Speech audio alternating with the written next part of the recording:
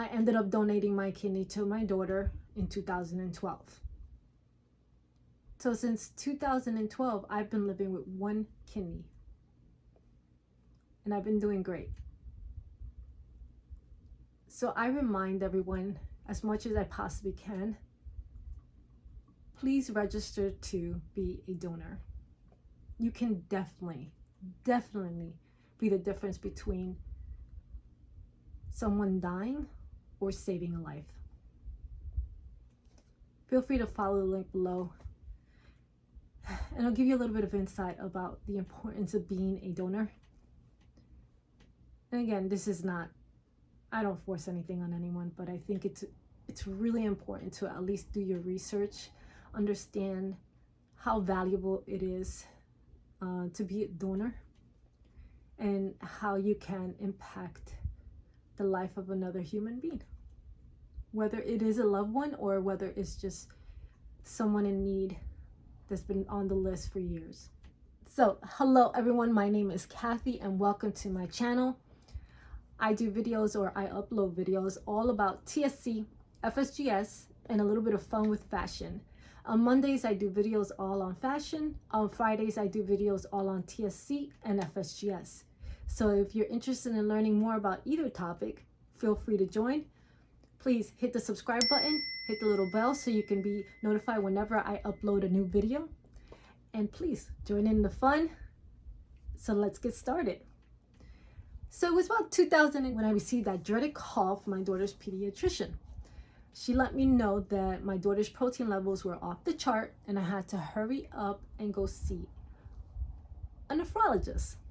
So I was kind of thrown off guard because I had no idea that my daughter was even losing protein. It was never a topic that we discussed during any of her visits. The only questions that I was ever asked was, is your daughter very active? Is she in sports? And I would always say yes, because she was. My daughter was in basketball, she was in baseball, she played everything when she was young. She's a very active little girl. So my assumption is that she really didn't think anything of it. So this for me is really a warning to those parents that take their kids to the doctors and don't really question anything, just because I respect all doctors and I believe in just the knowledge that they have. But sometimes, or many times, or often, as I've learned, you have to be your child's advocate. Ask questions. Make sure you understand the test results that you are receiving from the doctor. Look at the paper. Look it over. Is there something that you are not being informed of? Is there something that's missing?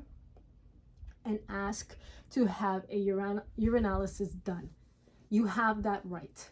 A urinalysis is important because it can give you an insight as to other aspects of your child's health that regular blood work won't, right?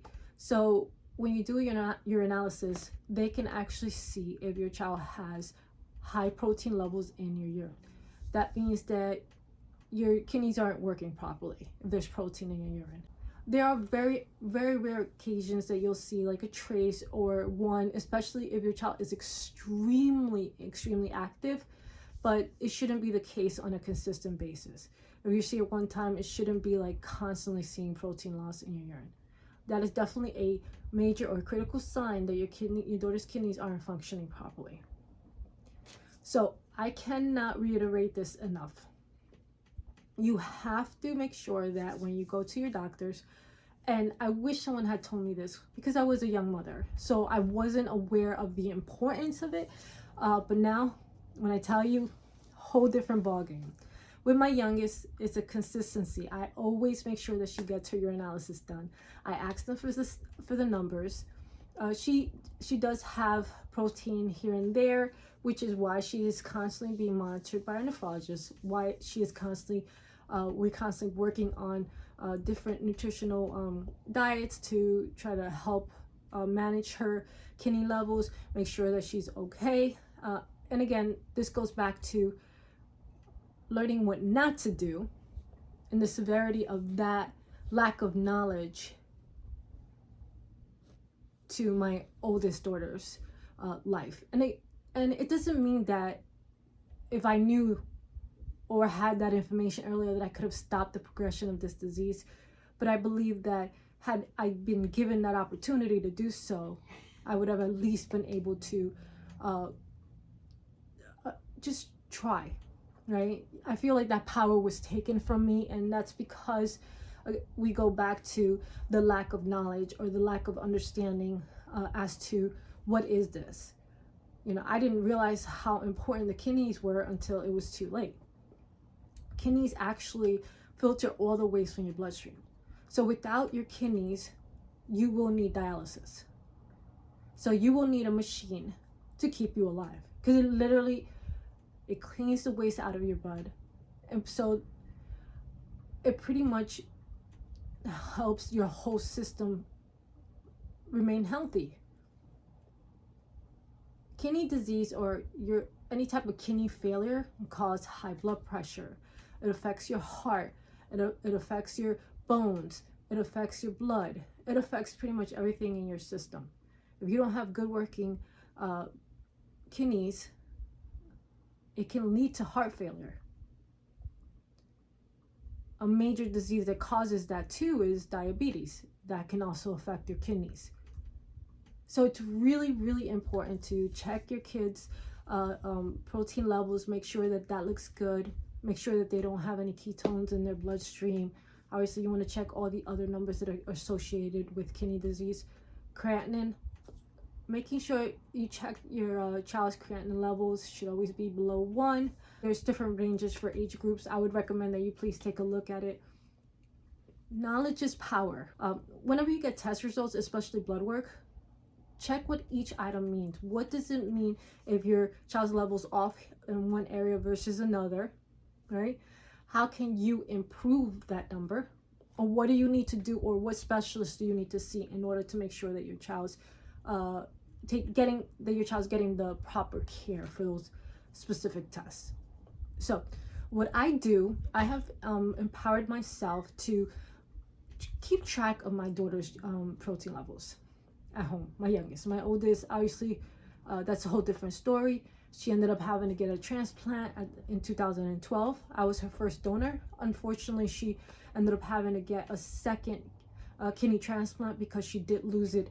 She lost my kidney 2 years after getting her transplant from me, which is scary to me because she is coming up on her 2-year anniversary with her second kidney transplant. And a lot of it had to do with her catching an infection. She ended up catching meningitis and got really sick.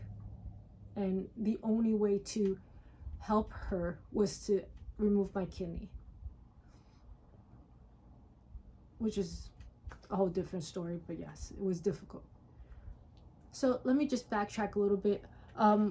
One major way or critical way that I learned how to just keep track or manage my daughter's health from home, and this is why I kind of get back to knowledge is power. Empower yourself to be able to help keep track of your child's health and be your child's advocate. So one thing that I do is I use the Siemens multi-sticks. If you see on there, it tells you what's actually being, and this is the one item that I do use on a monthly basis. Actually, I was doing it a little bit more often once I found out that my youngest was showing signs of protein, so I was kind of doing it a little bit too obsessively. I don't recommend getting obsessed, because obviously if you become obsessed with these type of items where you're excessively worried, then I don't know if it's a good idea. But again, this is okay. So these are the sticks here. It kind of shows you the color coding. You see that there. All right. The light green one, this one right here,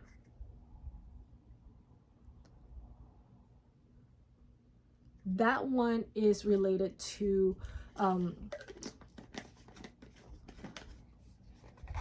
protein, to her protein levels. So I'm just kind of, you see the color coordinations here, and it tells you kind of where you are at the levels.